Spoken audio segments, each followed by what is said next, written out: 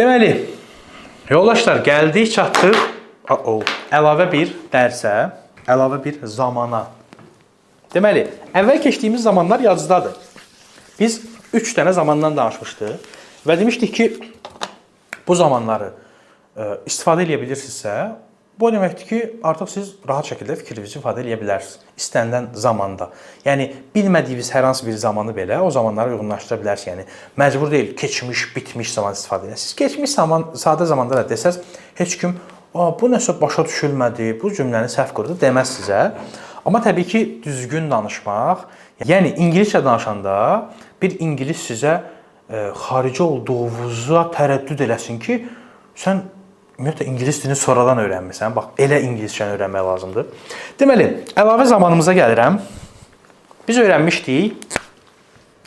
I play, I played, bir də I will play. Bunlar nələr idi? Mən oynayacağam, mən oynadım keçmişdə.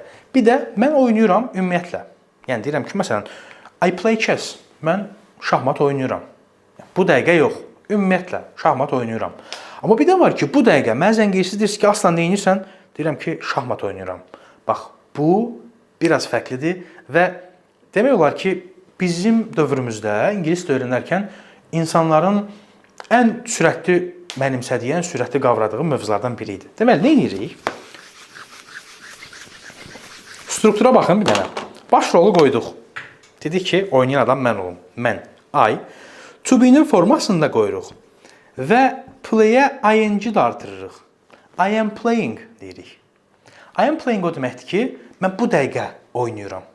Bütün feillərə ing artıracağıq və to be-nin formasında istifadə edəcəyik. Məsələn, deyirəm ki, sən qulaq asırsan. Bax, hal-hazırda orada oturmuşsan, mənə qulaq asırsan deyirəm.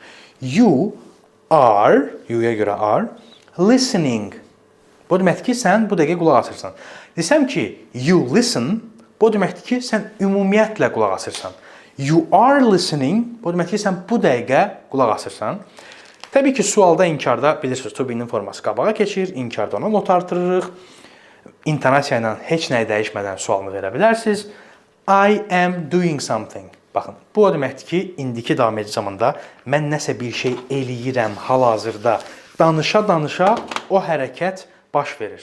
Deməli, biz artıq bilirik ki, I play var, I played var, I will play var və əlavə olaraq I am playing var.